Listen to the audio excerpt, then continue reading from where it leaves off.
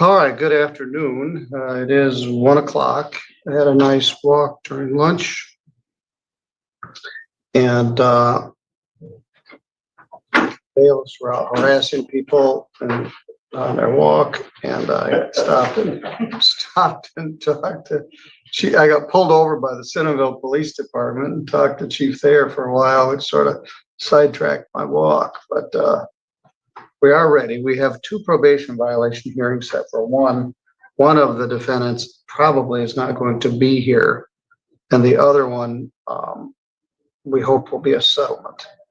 Then we have a couple of zoning matters, one at 1:15 and one at 1:30, and White Pigeon is here, and the zoning person is here.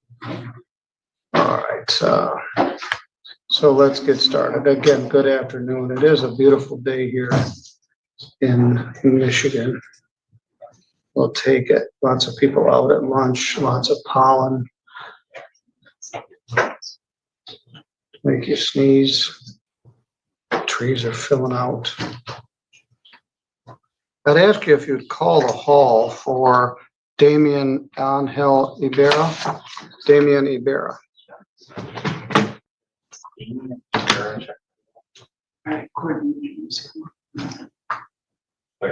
Here is somebody named Troy. Let's see who this is.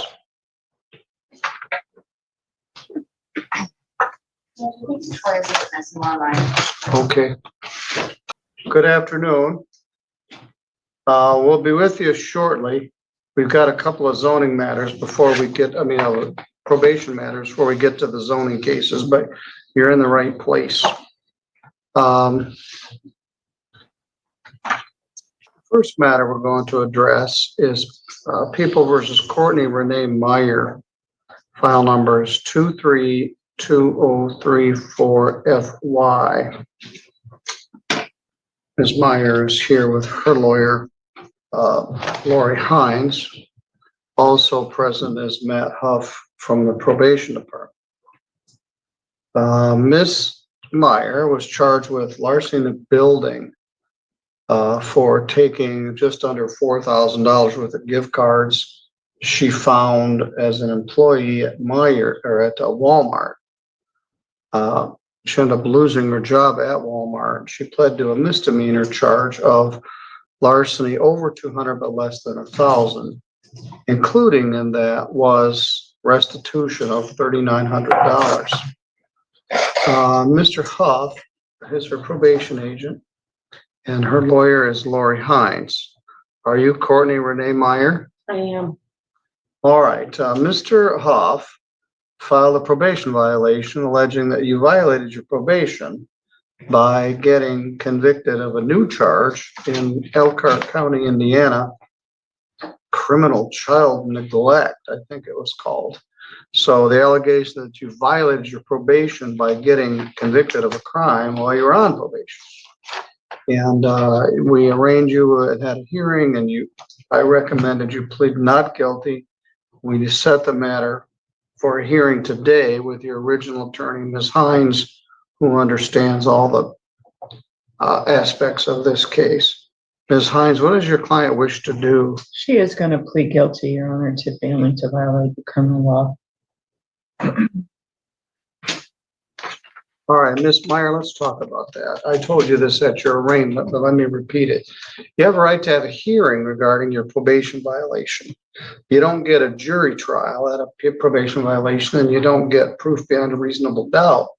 But you are entitled to have a hearing where it'd have to be established beyond a preponderance of the evidence that you did violate the terms of your probation.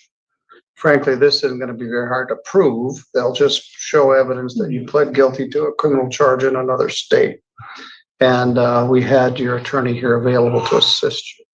So understanding that you'll be waiving your right to having a hearing in this matter, are you willing to plead to this probation violation charge? Do you acknowledge that you were convicted in the county of Elkhart in the state of Indiana after you were put on this probation on a charge of, I think it's called criminal child neglect. I wasn't clear what it was, and then I had to look it up further. It's called neglect of dependent causing injury. Neglect of a dependent. Do you acknowledge that? Yes. And if I understand it, you did some jail time in Indiana when I saw you. You'd gotten out of jail in Indiana and then you were arraigned on this. Yes. And if I understand also, they're gonna put you on a 6-year probation that will start once our probation ends. Yes. All right, I'll accept your admission that you violated your probation by getting a new conviction. Ms. Hines, what would you like me to do? Well, not only with the conviction, she also has a pending neglect and abuse case in Indiana where all 4 children are out of her care. She is working a second shift job in Elkhart. She is starting to pay on the restitution here. She's meeting all the requirements and court-ordered services through the Indiana Neglect Court. Which county is that in? There was a disputed whether that was a Grange or Elkhart. It's in Elkhart County. It's in Elkhart County because she was residing in Elkhart County. All right, so and that's where the incident occurred as well. Okay, so the conviction and the abuse neglect case are all in Elkhart County. Correct. All right. Thanks. So she's got a lot on her plate, but she's meeting all the requirements that's been asked of her. I did talk with, I thought today maybe she would be incarcerated, but I know she served more than the initial 4 days. I think she's got some additional time. She did serve 3 months in Indiana. And so we're asking that she allowed to be continued to pay towards restitution, but that you just sentence her to time served. I'm fearful that if she's gotten more jail time, and I'm not trying to ask out of it, but she did serve in Indiana, and that really puts her behind the 8 ball with then doing all her neglect and abuse services. And Your Honor, to remind you, she will then begin supervision in Indiana immediately if this probation is discharged. So I think she's on the right track and doing the right things. And it's an unfortunate bunch of events that have occurred since this incident occurred. So maybe offer a reason to get her on track and to improve herself and being the caregiver of her children. So we're asking for time served and that probation be discharged. Essentially, that's what Mr. Huff is recommending. You can't start your new probation until we discharge her from this one. And we all agree you don't need to be on 2 probations. I didn't know what it was. So I Googled your name and the newspaper article came up about your arrest, which was not good. And they ended up convicting you of a crime and ordering a long probation and giving you 90 days in jail. Mr. Huff, what's your thought here? This is a very complicated situation that we find ourselves in. For one, she did 114 days in Elkhart County.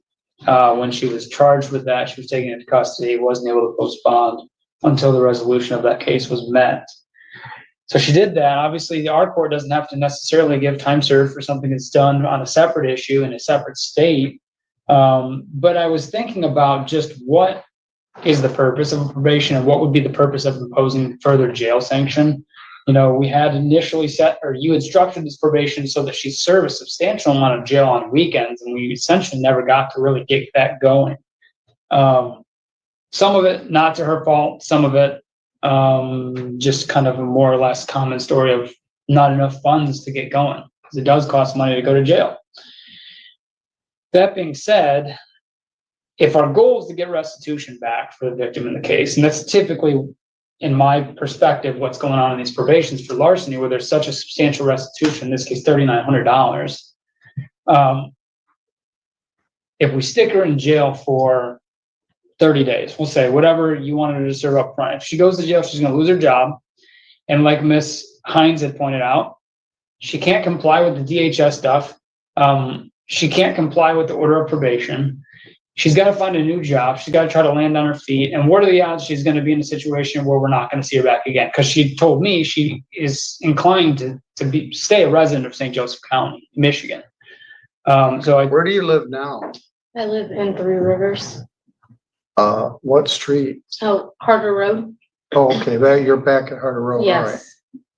yeah, so, but that being said, I mean, I understand there has to be consequence for actions. This is a bad case. The case down in Indiana was a bad case.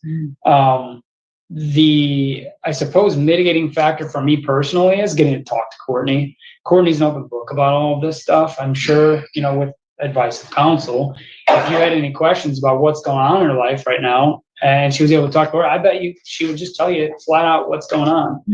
She's trying to correct her issues. She's got had at the very least a substance abuse issue. She can probably speak to whether or not she's been in for a substance abuse assessment yet, but I know that she was supposed to be getting scheduled for one about a week or two ago.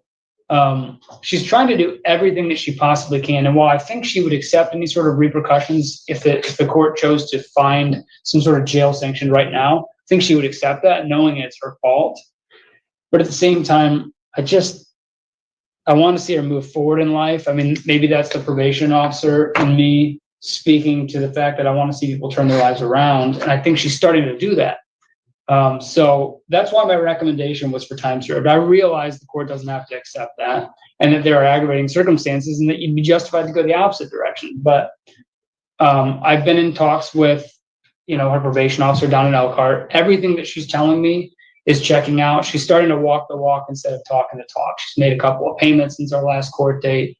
Things are going in a positive direction. So I guess that's the important information I wanted the court to be aware of. The elephant in the room here is methamphetamine, as it so often is.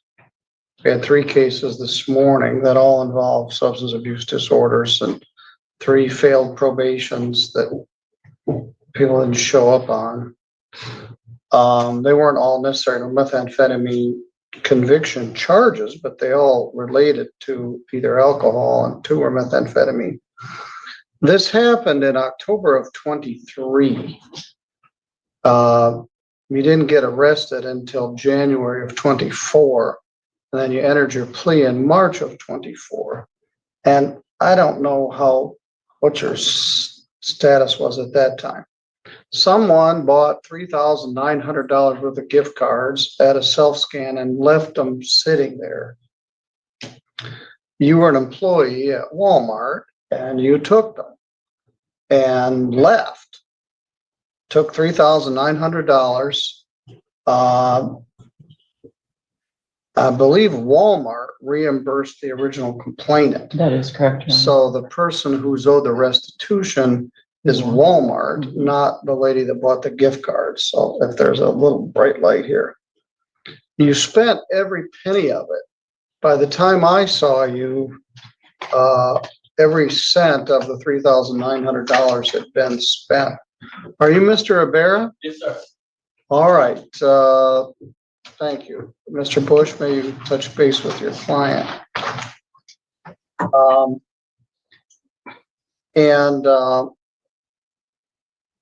Then I don't know what happened, but you were in dire straits when you got arrested in Elkhart County from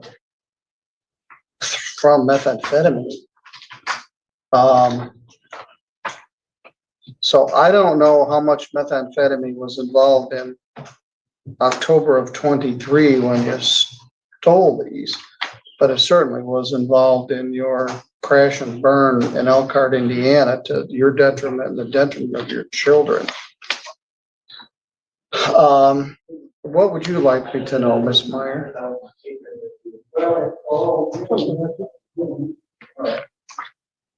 First off, I want to deeply apologize for taking your time. Well, that's why I'm here. When I asked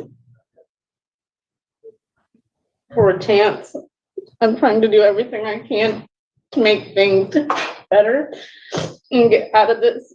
It took losing my children to realize that. Well, that's often a big motivator. Are you doing any substance abuse treatment? I'm required to do substance use. I had to do a drug test this morning and I spoke to my caseworker in Indiana and I have to go through Oaklawn to do so. My referral just got approved because they don't have a lot of people to do the referrals. So 3 times a week, I have to go, I have to start my intake either this week or next week and go 3 days a week. And you are testing. Matt confirmed that when we discussed it yesterday. So he makes a number of good points. There's no sense having on this probation when you're about to do the other one. You did 90 days in jail. If I put you in jail now, you're gonna lose your job. So, I'm gonna order 118 days jail credit, 118 days concurrent with your Elkhart County conviction. Thank you. The theft just shows bad character. As Judge Noacker used to say, temptation doesn't flash a big warning light saying temptation coming ahead. I think I said this at your sentence. It's just there. When temptation was there, you succumb to it. Cost you your job. I have fear about where all the money went, but there's a hole in Daddy's arm where all the money goes. Anyway, the fine is 0. I'm gonna reserve on restitution. I'm gonna revoke your probation. I don't think we had any bond money. I was thinking something got paid, but we didn't, at least I didn't understand. Was methamphetamine an issue at the time you took the gift cards, or did it come up later? No, Your Honor, it came up later. And it came up with a vengeance. Now, I heard they may end up transferring your Indiana probation to Michigan. I don't know whether that's something, I don't know why Michigan would want it. But how did you happen to be down in Elkhart? Were you working down there or something, or just were down there? I was leaving an abusive relationship and I went to get my belongings and my car started to stall and it died, and that's where I was. All right. And you've got 4 children by 2 different relationships? Correct. And all 4 are under the supervision of the Elkhart court? No, my older 2 are with my mother and my younger 2 are in foster care. All right, so your older 2 are with your mother and you're living with your mother? No, Okay, but you see your mother, so you Yes. see your 2 older children? I have full custody of my older 2 kids. All right. All right, I'll leave that to the Indiana court. And we'll reserve on the restitution. All right, Ms. Hines, thank you. Thanks, Your Honor. Thank you, Matt. Thank you.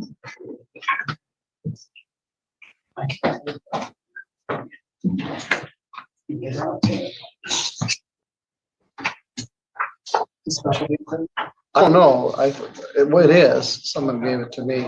Mr. Ibarra is late, and we do have a couple of zoning matters, so we'll see where we are with those.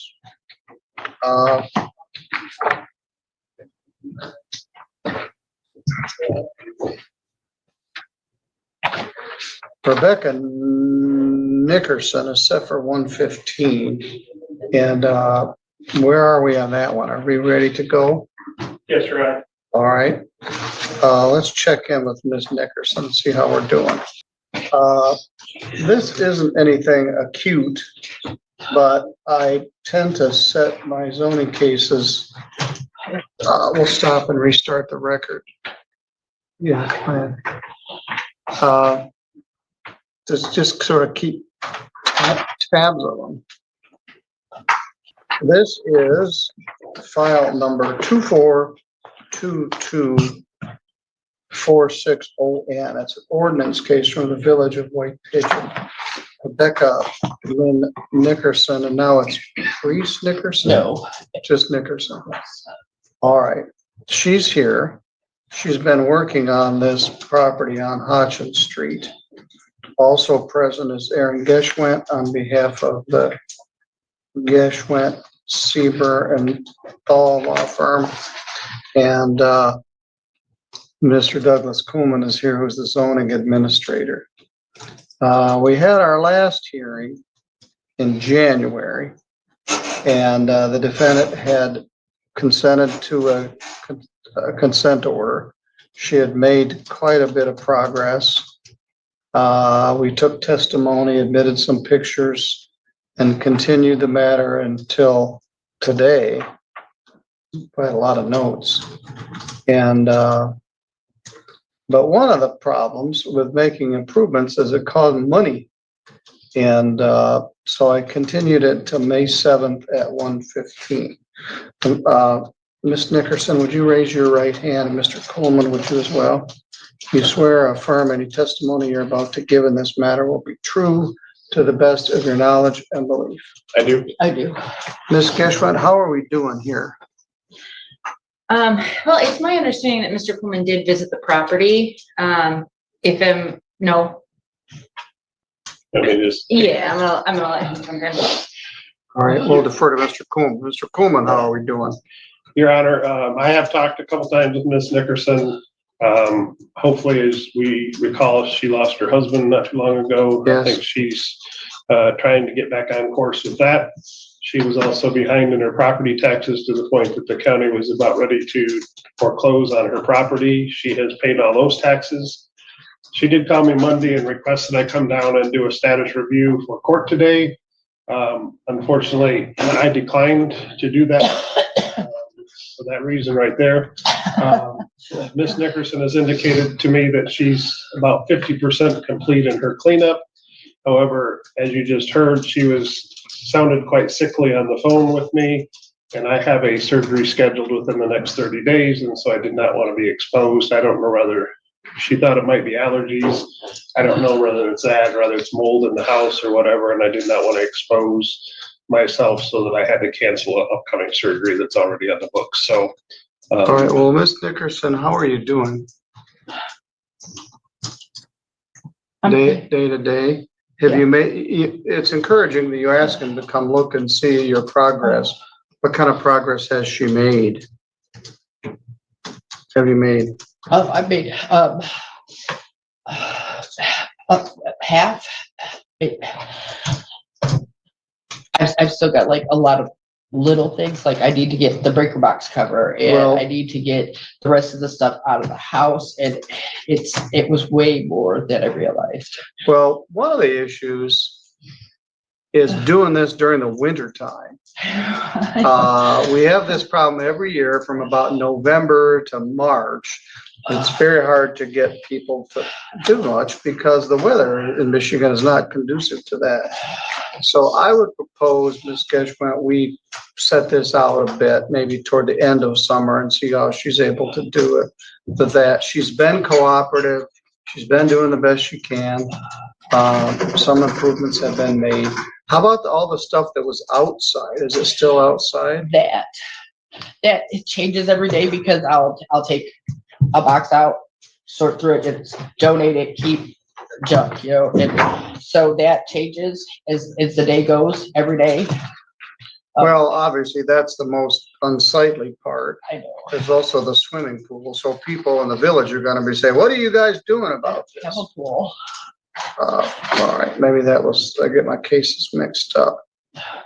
All right, Ms. Geschwint, how about if we go to, August 13th, and then we'll set our Cedar cases out for that day. Does that work for you? Yes, Your Honor. Does it work for you, Mr. Coleman? August 13th. yes. Set at the same time, 1:15. Just keep doing what you can do. You've been cooperative. We're making progress, even if it is slow. Their goal is not to tear your house down or kick you out. It's to get things cleaned up and bring it into compliance and get the neighbors in a position where they're not complaining. So let's take another look at this August 13th at 1:15. Do you have any questions? No. All right. Yes, you're good to go. Thank you. Thank you.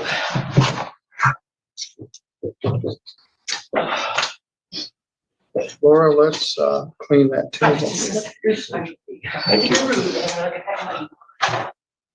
Stop the record for a moment.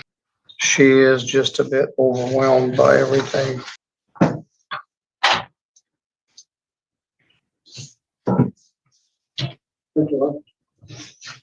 Absolutely.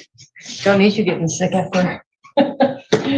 After what you've been through. All right, let's shift gears and do our other zoning case, PD case, then we'll take up the Nickerson case. I mean, the Jelinek case. Mr.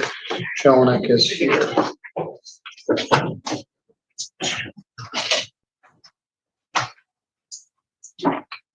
Well, I'll go back to the probation violation matters.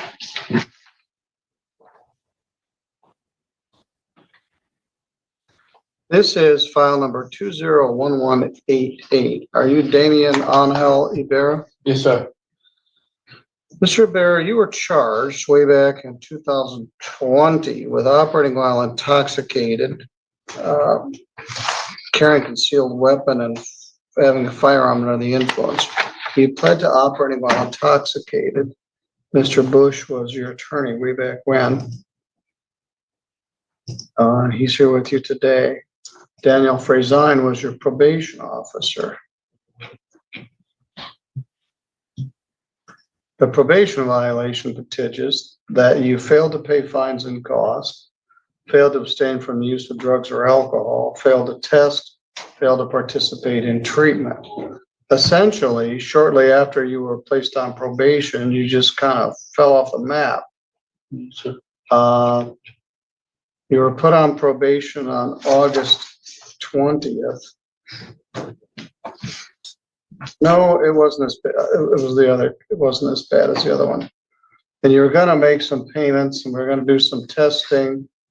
And back in March of 2021, you canceled some appointments. You missed some appointments, and your therapist didn't think you were making any progress or putting any effort into it. So we issued a probation. We did a bench warrant, I think, because you failed to appear for your hearing. And we did talk to Elkhart County Probation back in 21. And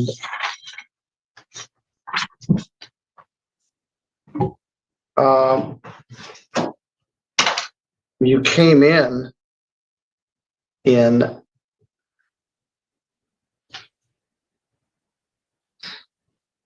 April.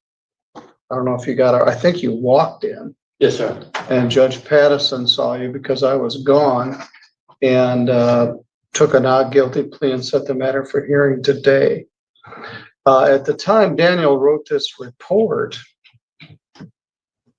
which was a couple of years ago. Here was his thought. Defendant has and continues to struggle. The officer tried to work with him, taking into account his past history and the struggles to help break the cycle. Just keeps repeating itself. The officer recognized that addiction is not something you just flip a switch on and off. However, the defendant can decide if he truly wants to change the situation. Sure. He set up specific treatment for you with a treatment provider that spoke Spanish. Defendant has missed or rescheduled meetings repeatedly, told the officer he kept oversleeping. This is also something he's done when he's been sent to test. The officer surmises that if he was not steeped in addiction with drugs, cocaine and methamphetamine and alcohol, might have an easier time getting up and money to pay his fines and costs. This officer told the defendant after he tested positive, I would put a hold on any jail consequences to see if he would commit himself to upping his treatment. That didn't happen. So here we are. And this officer unfortunately did not see the defendant being ready or willing to put in the effort to change his circumstances. As such, the officer recommends terminating the defendant's probation and ordering the 18 days of jail that were originally reserved. And that report was sometime in 2021. Then we didn't see you for a number of years, and then you turned yourself in one day when I was in Florida. Mr. Faison, have you had any contact with him since then? I've had contact with, he had, do some time for a felony charge down there. And, apparently, I don't know if it depends on the court or what, but he has a pending probation start in Indiana, which they won't start until this is done. And I spoke with her and she told me basically he was reluctant to start this. I spoke with him and he says, well, I can't afford to go to jail. I've been in jail for quite several months and now I gotta get my life back on track. I'll do it by Zoom, he says. I said, well, it's not how it works here. You need to call. He didn't call. He called me a little bit later and same thing. So I called down there and talked to her and she says, well, see if I can help him at all. And she said, well, look, you're gonna go back to jail here if you don't get this taken care of. So get it taken care of. And then she called me and told me. So apparently that's when he turned himself in. They won't start probation until, and this one's been waiting for, I think she said a couple of years down there. Well, this is the same circumstance we're in the other one. They wouldn't start that probation until this That's one is correct. finished. So, Mr. Aber, there's an allegation that you violated your probation. One, by failing to test and treat. Two, by not reporting for probation and going off the grid for 3 years. And three, by getting a new criminal conviction for a criminal offense in the state of Indiana. Any of those would violate your probation. You're entitled to have a hearing regarding that, but you would not have a jury trial right. You would have the right to have an attorney and have the matter proved beyond a preponderance.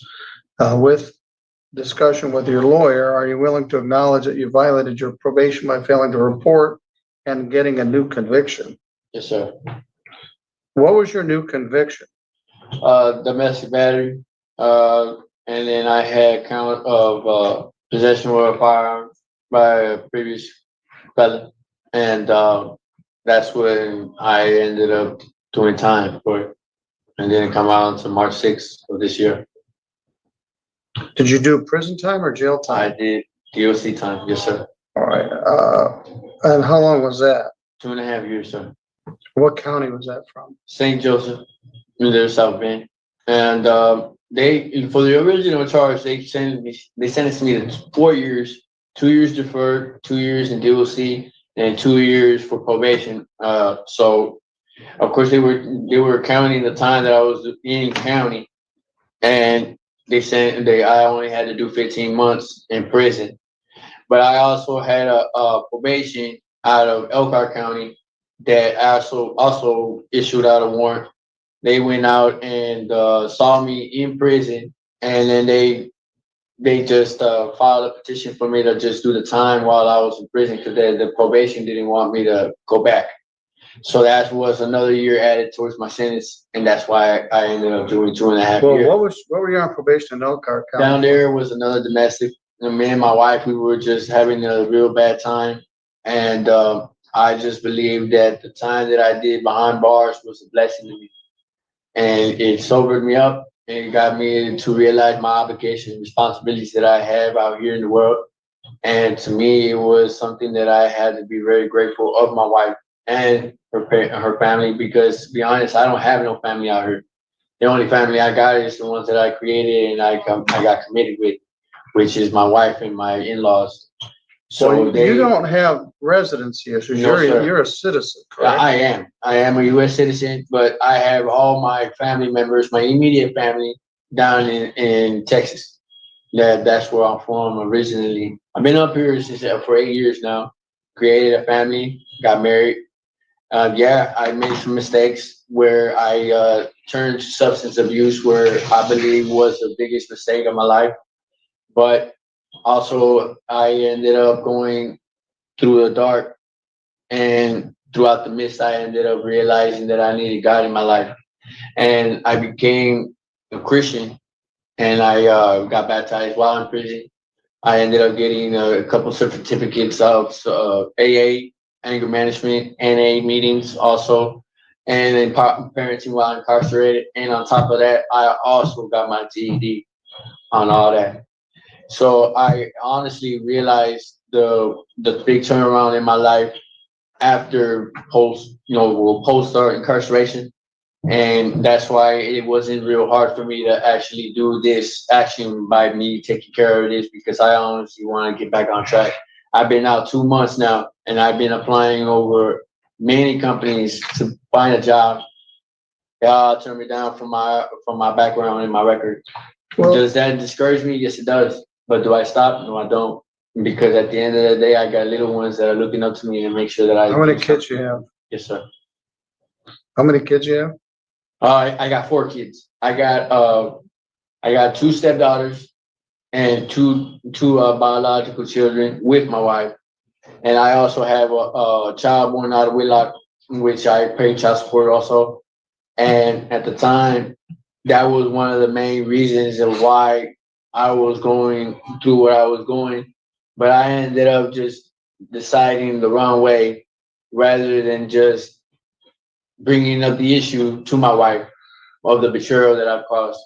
And then that was one of the big hardships of my life, because I couldn't deal with the guilt. But I came out, I had a change of heart, and I told my wife I want to go see my son. And she kind of did, she was shocked. She was shocked of that. And I told her, well, why should I neglect or not acknowledge my son? That's my seed there. Just because I made a mistake and I betrayed you doesn't mean that I should just neglect and not acknowledge my son. So I went ahead and took care of that, and I'm in the motion of seeing my son now, and that's the biggest thing that I believe in myself. That was a big change for me. I abstained from what was the biggest problem of my life, which was substance abuse, What was your substance? alcohol and cocaine. There were times where I would drink ecstasy, and they were meth based, and that would be coming out in meth or in my piss test. But of the 2 main things, what was real big problem that was really, really, really affecting my marriage and my life was alcohol and cocaine. So I came out and I realized that I don't need that no more. And the people that really need me the most and they need the best out of me is my children and my wife. Because she said after all this, she's still by my side, hasn't divorced me. I mean, yes, of course, we have little disagreements and things that we don't agree on, stuff like that. I mean, that's normal. They never said that marriage was gonna be easy, but I mean, from where I was before to now, I'm a different man. And what I want is the best for myself, because at the end of the day, I mean, I would love. I'm a living example to my children. If I could do it, my dad could do it. I know for a fact that I could actually show my kids a different way, so they don't have to go through what I went through. How old are you? I'm 28 years old, sir. I just turned 28 last year in October, and I turned 29 this year now in October also, of course. So, Tell me about this, yes, the sir. teardrop tattoo. Did you get it before you went in or after you? No, while I was in prison. Yeah. Well, that scares people. I mean, I believe it does. I mean, I wasn't one of the things that I'm, found of happiness of that. But I mean, they never said it was going to be ever a great thing to be in prison. Well, I mean, ink is one thing, that means something. right. So I think when you go to employers, they see that and it scares them. I mean, I'm sorry. Go ahead. I mean, yeah, you're right. It is, they judge it. They probably, I mean, but will that discourage me? Probably not. I mean, I still believe I got a good heart. It just, I got poor choices. I mean, I've made decisions that were very poor, and I'm not proud of them.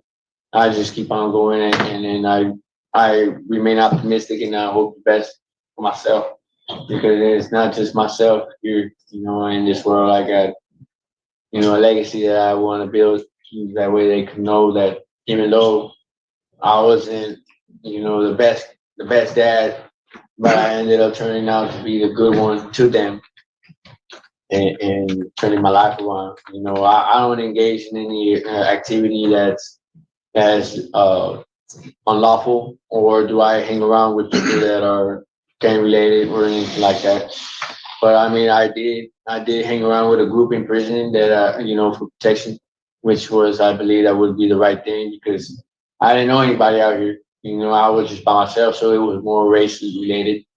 And so I that was one of the main things why I got tattoos now. And I mean, it don't mean nothing, but I mean, to other people, like you said, it do mean something and it scares people. But I mean, I still believe that don't define me as a person. All right, Daniel, haven't heard all that. What's your thought now?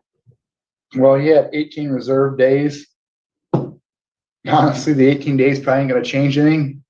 I don't know that 120 would after he did 2.5 years. He's still got to deal with that one with Elkhart. Elkhart. And I'm sure he's gonna be on, I think she said, a 2-year probation down there. So maybe we'll have more success. Wish him the best, but I don't think we're doing anything here. Well, in each case today, the defendant went out and got more worse trouble elsewhere, went to jail, in his case, went to prison. This happened 5 years ago, as Mr. Bush said, this was during COVID. I don't think he and his client ever even met each other than by Zoom. That's average. He seems better. And I don't think he ever paid anything either, did he? No, sir. Oh, yeah. So we're trying to build a ship in a bottle. The defendant lived in Indiana.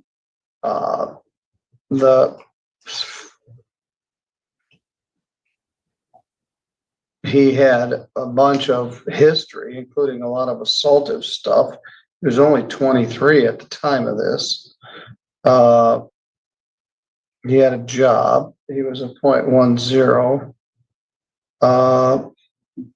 And he had a gun. And then he had more guns. And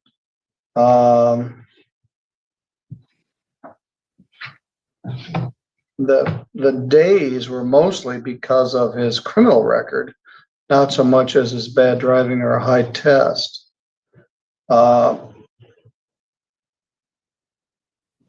Got a damn loaded gun under the seat. So that was, to me, more serious than the drinking driving charge. But the prosecutor, this would have still been under Mr. McDonough's watch. In 2020, dismissed that case. And then he later on gets more gun charges and more assaultive charges. But he did 2.5 years in prison for it.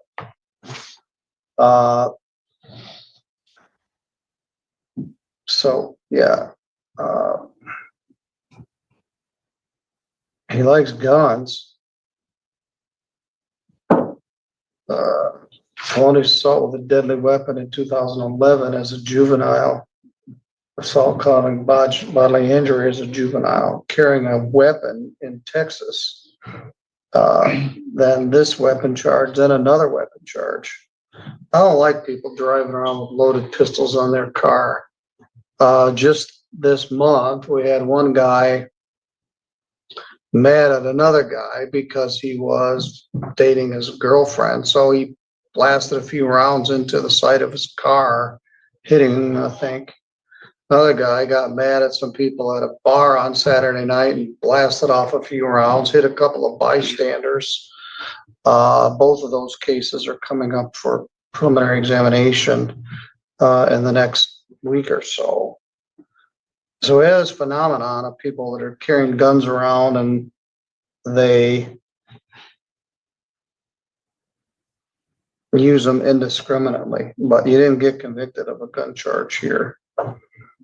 And you're right. It's like I want to get my pound of flesh, but you already did a bunch of jail.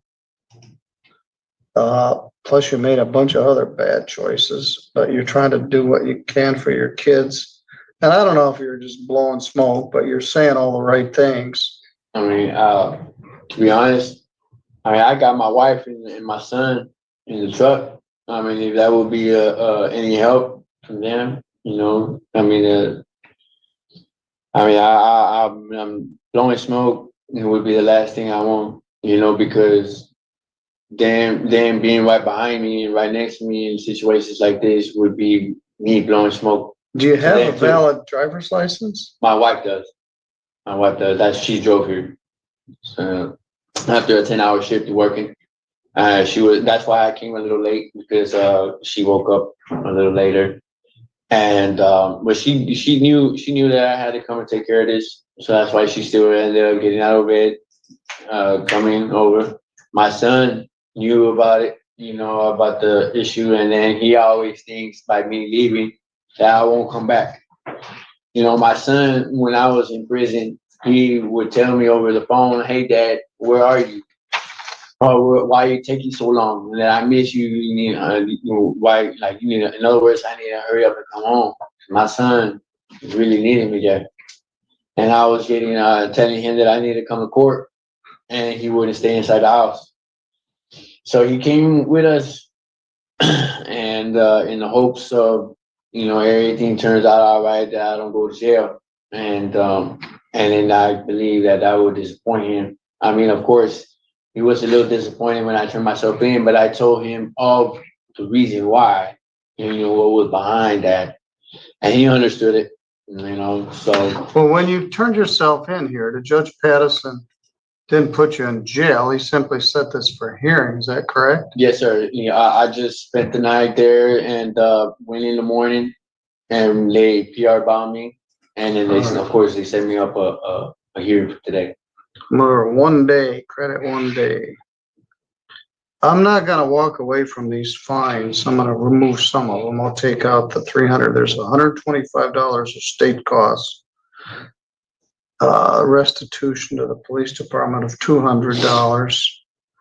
And the attorney fee of $150, $350, $475.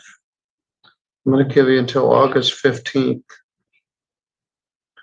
Or 16 remaining days in jail. We'll communicate with your PO. In each case, the defendant benefited by getting in more trouble elsewhere. But in each case, the probation officer points out, what are we trying to accomplish? What is 18 days in jail gonna do at this point? Make sure I added that up right. 200 plus 125 plus 150 is 475 by August 15th.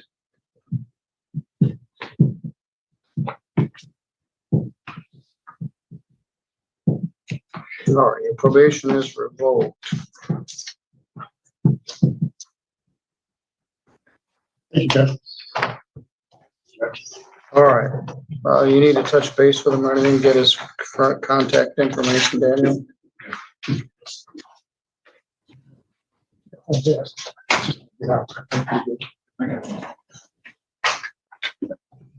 What's up?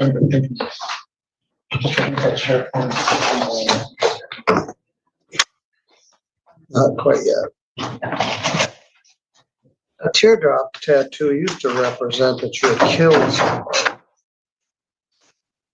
It's broader than that now, but it certainly is a representation that you've been in prison. He was a lot more talkative today, but he said nothing to this person. Yes, so maybe he's learned something, but he's not gonna go to the top of anybody's hiring list for a job when he goes in with a teardrop tattooed on his face. What? Yes, that's up to him, but we have some posers, some young kids that got them because they thought they were cool. I said, that's a good way to get killed. But anyway, he's the real deal. He's been in prison and got the tattoo in prison. I'm not sure what he did to merit it, but he's not being sentenced for that. Indiana can deal with him on those matters. All right, we've had kind of a mixed bag of cases. We did 2 probation violations as that defendant indicated was late.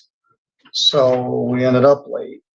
So the Jelinek matter was set for 1:30, and that puts us about 20 minutes behind, but all things considered, it's not too bad.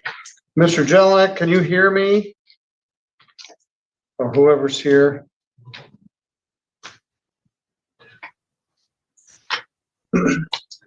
Your Honor, Troy Shear, we subpoenaed on this case if he's still on. He's here. Troy Shear, Yes. how do you spell that? Shearer. Whoever's here for Jelinek, could you join us? Mr. Shear, if you could join us. This is file number 241179ON. It's entitled, I believe, Constantine Township versus James Edward Jelinek and others.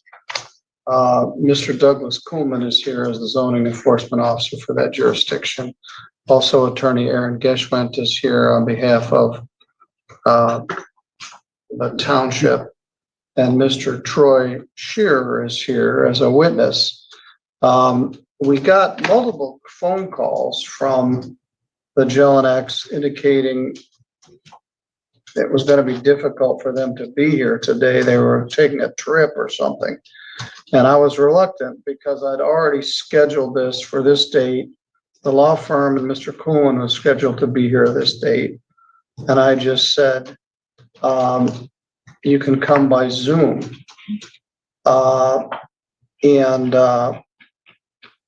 So I can't tell who's here on their behalf.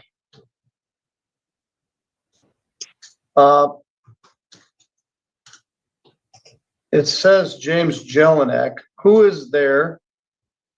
James, I'm James, Your Honor. All right. Where are you, James? I'm in Kalamazoo. And Your Honor, I have no idea of calling in saying couldn't make it or All right, something. maybe I got my cases mixed up. Maybe it was Miss Nickerson. Could you turn your camera on? Okay, let me see what's up. Okay, it should be on now. It's not, but let's just do the best we can. Mr. Kuhlman, Mr. Shear, and Mr. Jelinek, I want you each to please raise your right hand.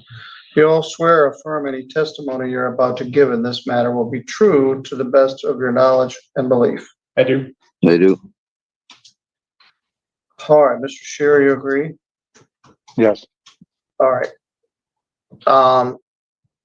This is a property on Tim Road. There you go, Mr. Jelinek. Okay. We've been dealing with this for some time. There is a compliance order in effect. We were last here, same date as the last case, January 25th. The defendant had made some progress, but no permits had been pulled. He contended he was not living there. Set for a review hearing today, May 7th, 2025. Ms. Geschwint was here then, and it's helpful to have the same lawyer that has the continuing history. I looked yesterday to see whether there were any updates in the file, and there weren't.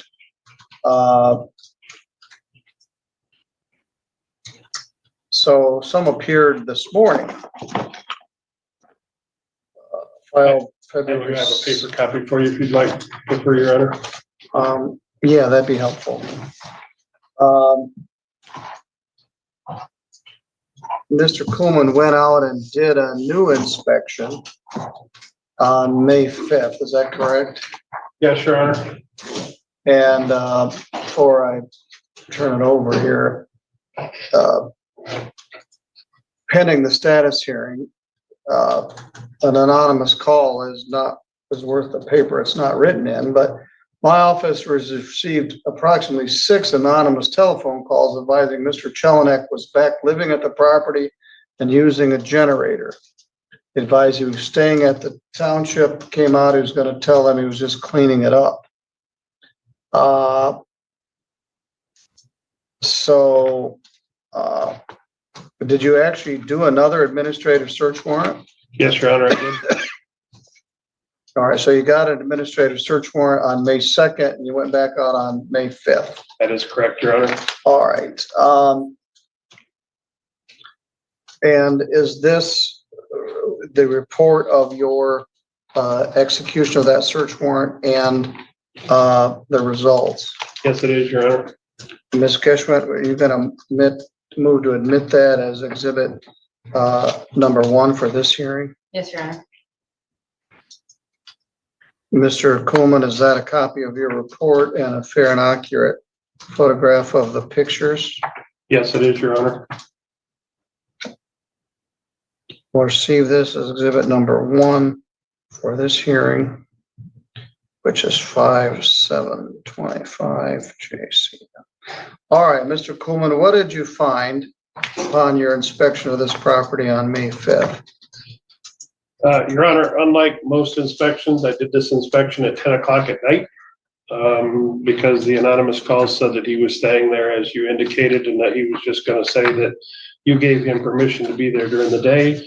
So we did this, executed it at 10 o'clock at night. Mr. Jelinek was out on the property. He was burning something, I'm not sure what, but there were lights on in the house. When I asked him how the lights were out in the house, he said a generator. I asked him to show me the generator. He took me to a generator that was covered up with a tarp and non-operational. I did not hear any other generator operating, so that's when he told me that he was powering them by batteries. I asked him to show me the batteries. Excuse me.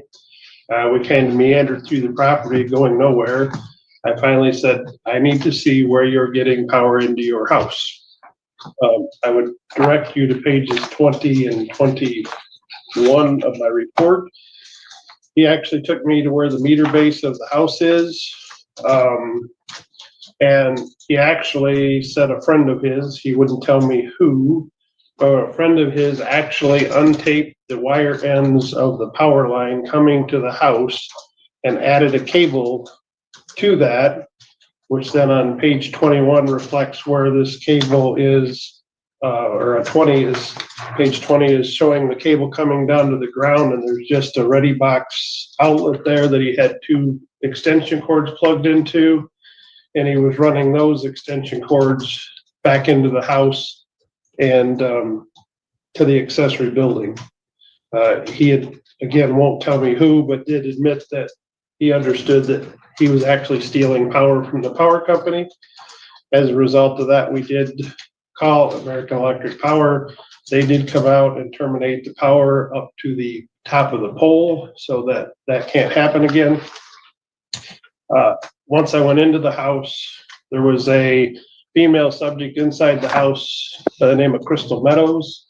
Looks like she was drinking some kind of a, excuse me, some kind of a pop and watching television.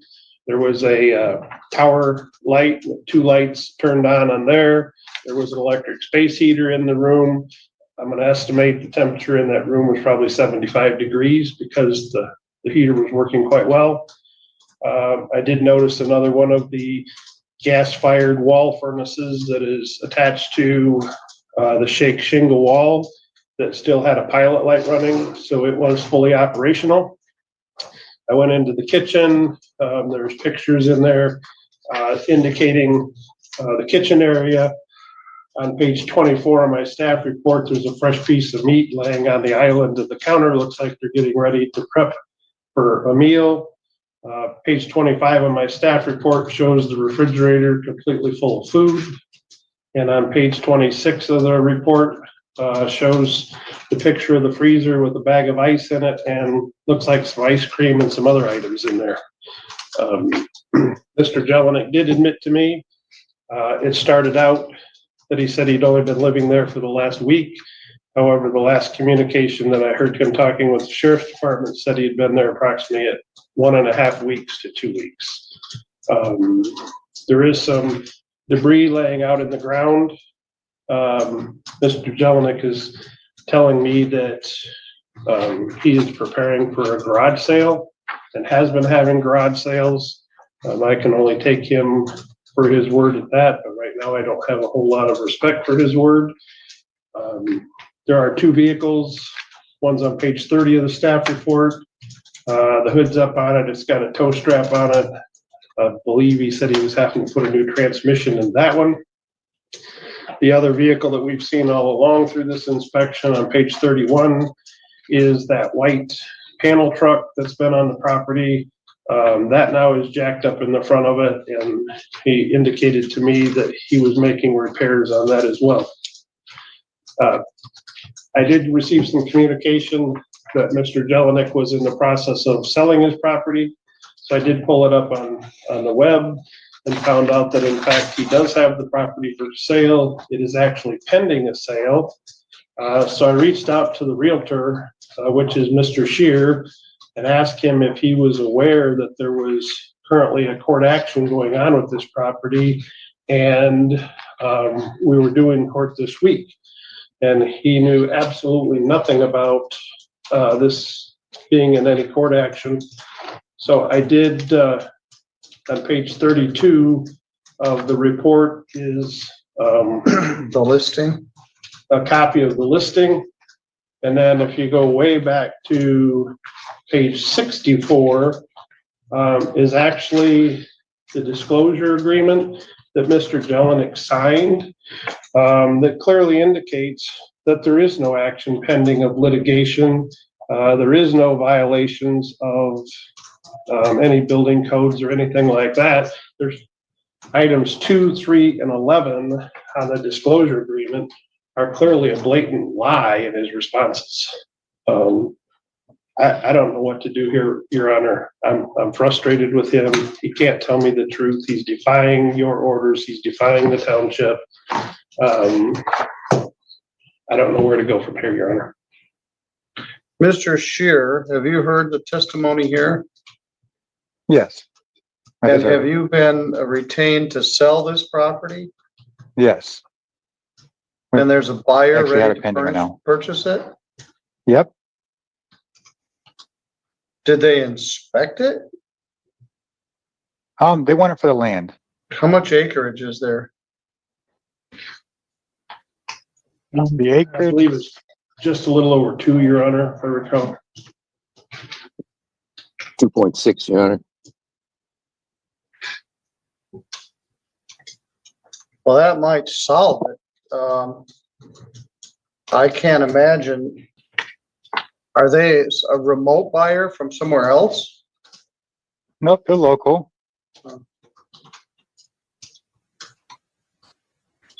This place is about ready to burn down. It's got a gas fireplace built into the wall that was supposed to be disconnected. And doesn't meet code. It's got a funky space heater in it. It's got unlawful and uninspected electrical. It's amazing it hasn't burned down. There has been a tragic fire on this property.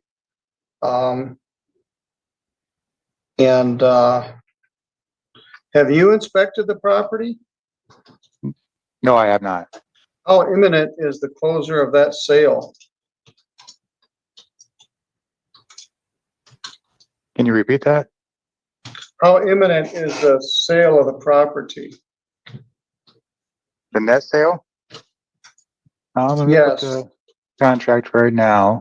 100,000. No, but is there a closing date or anything? Yes, we are still working on the closing date. It is on or before the next week. So on or before the 15th.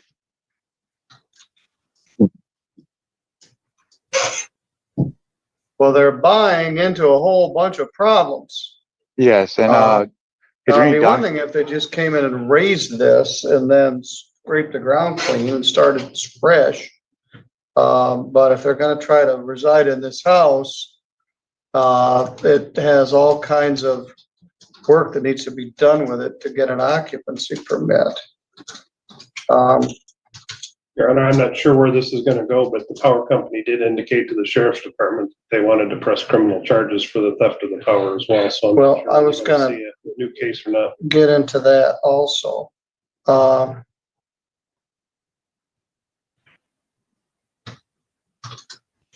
Mr. Jelinek, you are under oath.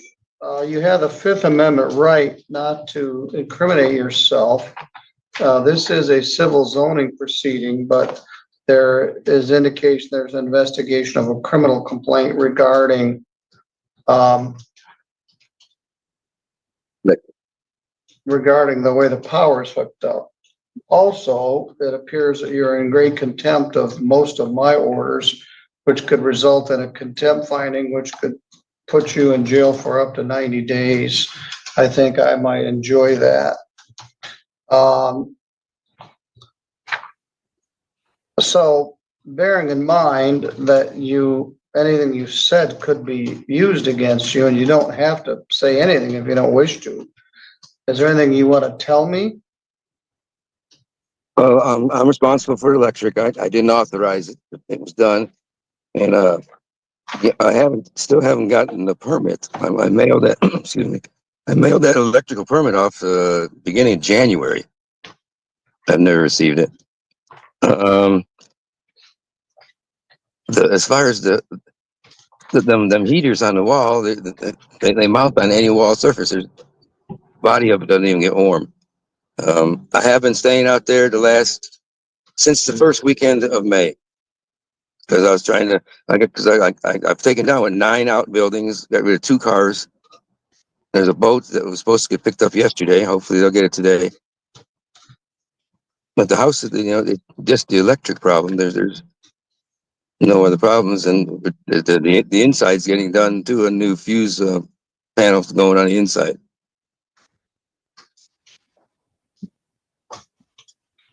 I just can't afford to live there anymore.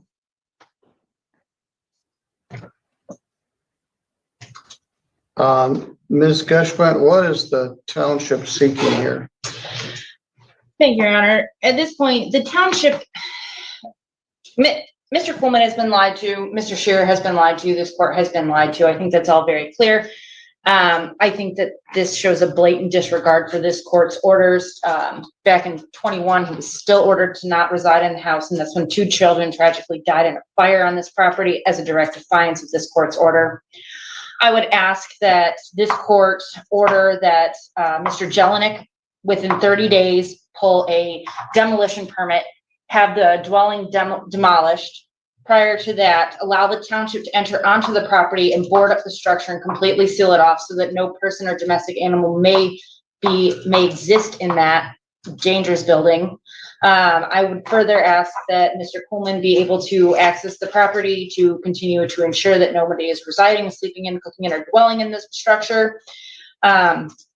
I would ask the court that if after 30 days, the defendant fails to pull a demolition permit, the township may proceed to effectuate the demolition of the structure on June 15th and charge all costs for boarding up of the property and the demolition to the defendant in any legal means possible as a tax or a lien thereon. And I would ask that the defendant be ordered to pay agency fees in the amount of $375. And further, I would finally ask the court for any civil or criminal contempt the court finds appropriate in this manner.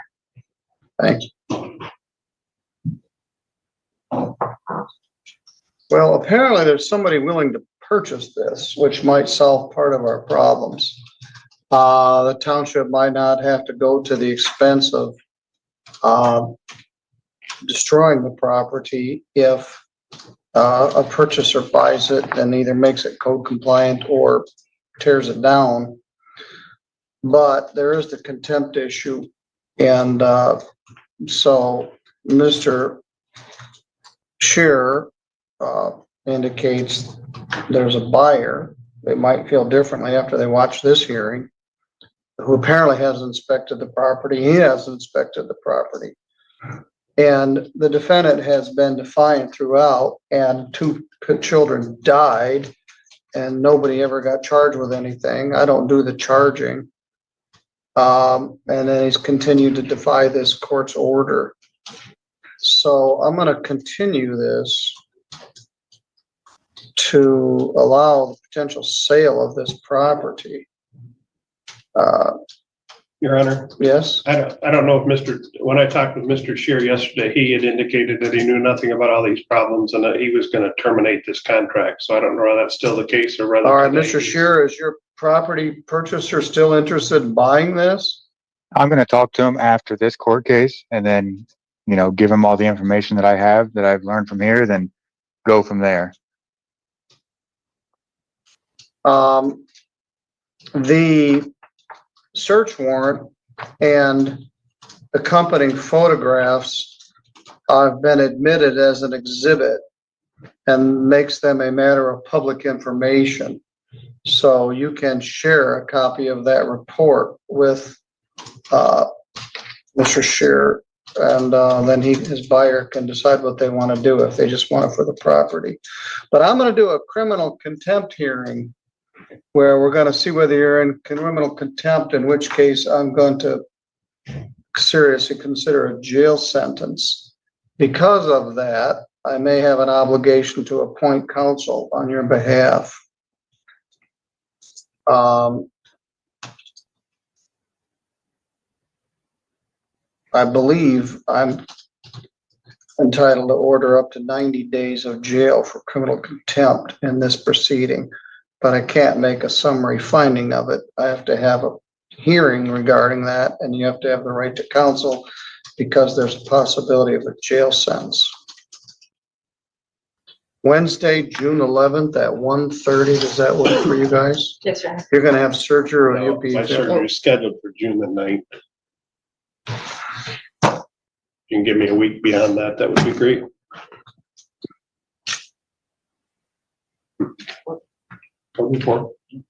How about Wednesday, June 25th? You're scheduled to be here that morning anyway, your firm is. Wednesday, June 25th at 10. Will that work for you? Yes. Yes, Your Honor.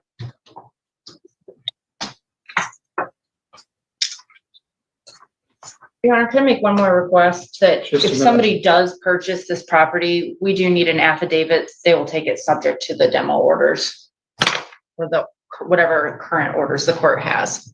Well, I'd like to give the purchaser an opportunity to be heard on this. I suspect once they find all this out there, I'm gonna want to purchase it. Maybe they'll say, oh, we'll wait till the township tears it down, then we'll buy it. But, so I'm not committed to that. They have made some improvements on the property. If somebody came in with a proper mindset of getting permits and licensed professionals to do the work and the capital to do it, this could be a nice little place. It's on the river. It must have 5 million gallons of toxic substances on it from all the vehicles that were parked back there. But if somebody wants to buy it, I guess that's up to them. But I suspect what's going to happen is the sale's going to fall through, but I hope not. I hope somebody agrees to buy it. And if they do, I'd like to at least hear their position on what they want to do with it. Mr. Jelinek, you don't really care what I say, so I'm not sure what you're going to do between now and June 25th. But for every night you continue to stay there, I'll continue an additional few days in jail. The power's been shut off. You got food in the refrigerator that had to be moved. You got stuff there. Your neighbors are calling in, wondering why nobody's doing anything about it. So we are gonna do something about it. And there's an issue regarding raising the building on it for your absolute defiance of the court order and the finding of contempt, which could result in a jail sentence for you or other sanction. So we're gonna set the contempt hearing and continued hearing regarding the violations. And Mr. Jelinek, I'm going to talk to the Public Defender's Office regarding their ability to represent you in this matter. You certainly have a right to hire a lawyer. And my advice would be you consult with one, because there's a very solid record that you're in violation of my order and you're in contempt. But there hasn't been a finding. You haven't had a chance to respond. There may also be a criminal complaint regarding theft of the electricity. Your version is somebody else did it, but you acquiesced to it. Well, that somebody else also could be subject to a criminal charge. All of this is further compounded by the fact that you know what happened there and did it anyway. All right. I guess we have your contact information. I'm going to consult with the Public Defender's Office regarding appointment for counsel for you for that hearing. It will be at 10 o'clock in the morning on June 25th. All right. You have any questions? No. All right, Mr. Shearer, Mr. Kuhlman can provide you with a copy of that report from his investigation from May 2nd. If your buyer wishes to continue with the purchase, that might solve a lot of our problems. If they don't, I certainly understand why they want to back out from this deal. But Okay. it is a nice piece of property if it hadn't been so corrupted. All right, we'll be in recess. Thank you, Your Honor. Thank you, Your Honor. Thank you. I'll be in touch with you, Troy. All right, I'll stop the record. That completes our day, and our week. What kind of orders do you want on both of these? Let's go back on the record. Sorry. On the first one, just do an order continuing it to the August 13th date. And the second one, do an order finding continued violations on the property and continued hearing for Wednesday, June 25th at 10 a.m. and scheduling of a hearing regarding contempt, criminal contempt of the civil or criminal contempt of the defendant. Okay, thank you. Mr. Coaches was set on that morning as counsel. It was the DeJarnik case, and I think you have that I've one taken that one too. over. Yep, So you're already here that morning, so that'll work out pretty good. I like it. All right, thank you. Mhm. All right, I'll be gone for a few days and I'll be back Monday.